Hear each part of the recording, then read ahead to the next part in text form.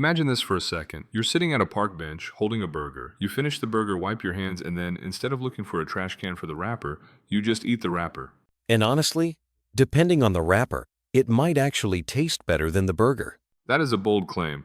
But we aren't talking about science fiction here, are we? We are talking about edible plastic. It sounds like an oxymoron. Plastic is the stuff that chokes turtles and fills up landfills. How can it be edible? It does sound like a contradiction, doesn't it? But that's because we've been conditioned to think of plastic as strictly petrochemical stuff made from oil refining. But from a chemistry perspective, plastic is just a polymer. It's a long chain of molecules. And nature loves polymers. Your skin is a polymer. The starch in a potato is a polymer. So, edible plastic is really just biomimicry. It's about engineering packaging using the same building blocks that nature uses for fruit skins or eggshells. So when I say edible plastic, I'm not eating a Ziploc bag that's been treated with magic dust. I'm eating, what, seaweed? Exactly. Seaweed is the superstar right now. Specifically, macroalgae. It grows fast. It doesn't need fresh water or fertilizer. And it captures carbon. Scientists extract a substance called alginate from it. When you mix that with calcium, it forms a gel that dries into a transparent film. It looks like plastic, feels like plastic, but throw it in hot water, and it dissolves. Throw it in your mouth, and it's just dietary fiber. Okay, but let's talk about the user experience here, because I'm picturing myself chewing on a piece of flavorless rubbery film. Is that the reality? It was the reality in the early prototypes. But the technology has pivoted. Think about a water balloon, but without the latex. There are companies now making water blobs, spheres of water encapsulated in an algae-based membrane. You pop the whole thing in your mouth, bite down, and hydration happens. No bottle, no cap, no waste. That works for a marathon runner, maybe. But what about my sandwich? Or my coffee? Coffee is actually the perfect use case. You know those instant coffee pods or sugar packets? Imagine the packet itself is made of milk protein's casein. You drop the whole packet into hot water. The plastic dissolves and actually adds a tiny bit of protein to your drink. It's gone. It didn't just break down into microplastics.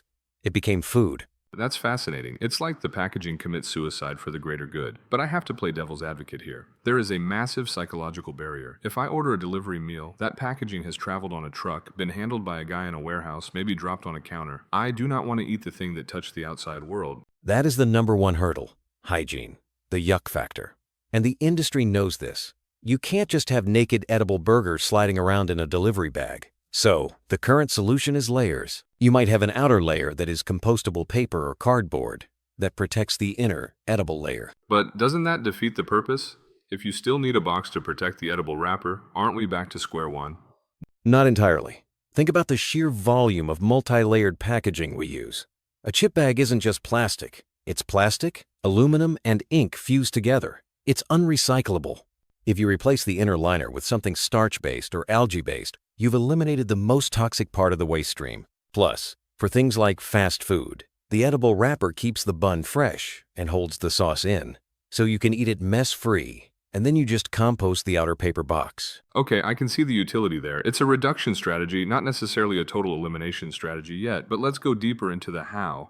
You mentioned milk proteins and seaweed. Are there other materials? Because I'm allergic to dairy, and I know people who hate the smell of the ocean. Oh, absolutely. The innovation here is exploding. We're seeing films made from chitosan, which is derived from shrimp shells, though that brings up other allergy issues. But there's also pectin, which comes from fruit skins. There are companies making spoons and forks out of sorghum and wheat. You finish your salad, and then you eat your fork like a cracker. A cracker fork.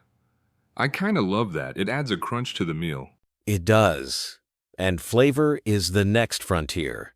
If you're wrapping a burger, why not make the wrapper taste like tomato or bacon? If you're wrapping a candy bar, make the wrapper taste like cherry. Suddenly, the packaging isn't waste. It's an ingredient. It's part of the culinary architecture. That is a wild shift in perspective. We've spent the last 70 years treating packaging as trash. It's something to be discarded immediately. You're suggesting we treat it as a nutrient. Precisely.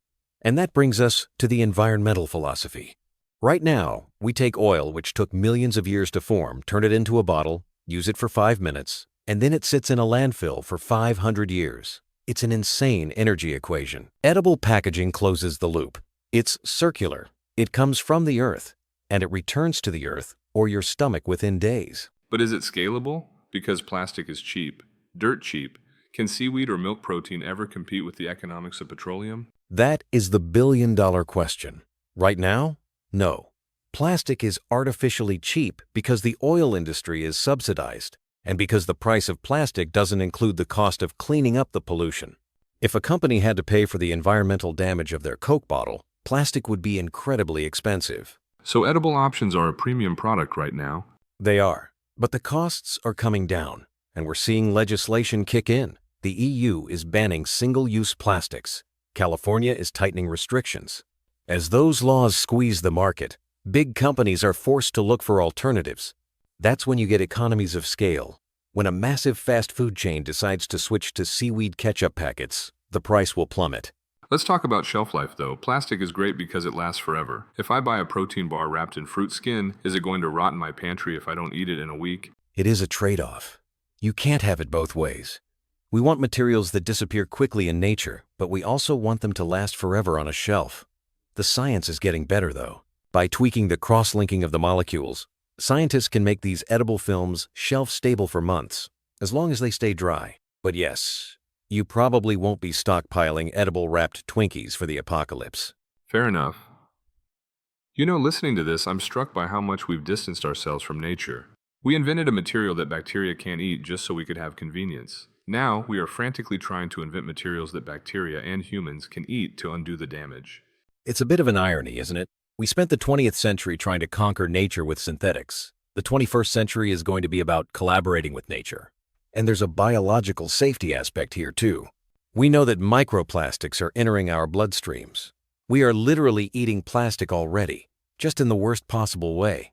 That is a terrifying thought. We're eating plastic unintentionally, so we might as well make the plastic intentional and nutritious. Exactly.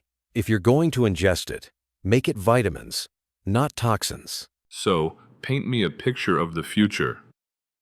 10, 15 years from now. I walk into a grocery store, what do I see? I think the produce section changes first. No more cucumbers wrapped in shrink wrap. They'll be coated in an invisible edible spray that keeps them crisp. Then the snack aisle. You'll see energy bars where you just bite right in. Water stations at festivals won't have bottles. They'll have dispensing machines serving those algae blobs. And the trash can? The trash can gets a lot lighter. Maybe we stop calling it trash and start calling it compost. The line between food and package blurs. It sounds like a world I want to live in, honestly, but it requires us to get over that ick factor. We have to relearn how to eat. We do. But remember, the skin of an apple is essentially packaging. We wash it and we eat it. We just need to view these new materials as just another type of apple skin. That is a perfect analogy. It's just tech-enabled fruit skin.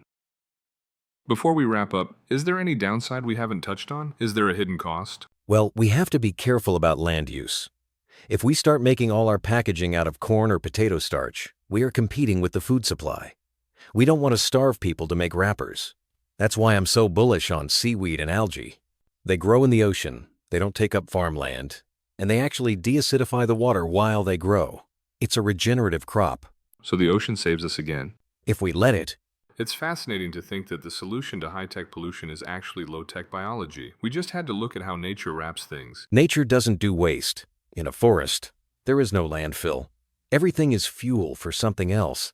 We're just finally catching up to that design philosophy. So, next time you unwrap a candy bar, take a look at that crinkly silver paper. It might be the last generation of its kind. In a few years, that wrapper might be cherry-flavored, full of vitamins, and dissolving on your tongue. And I, for one, can't wait to eat my trash. Laughs. On that appetizing note, we're going to wrap up, pun intended. This has been a deep dive into the world of edible plastics. It's weird, it's wonderful, and it might just save the world. Thanks for having me. And remember, keep an open mind and maybe an open mouth. We'll see you next time. Stay curious.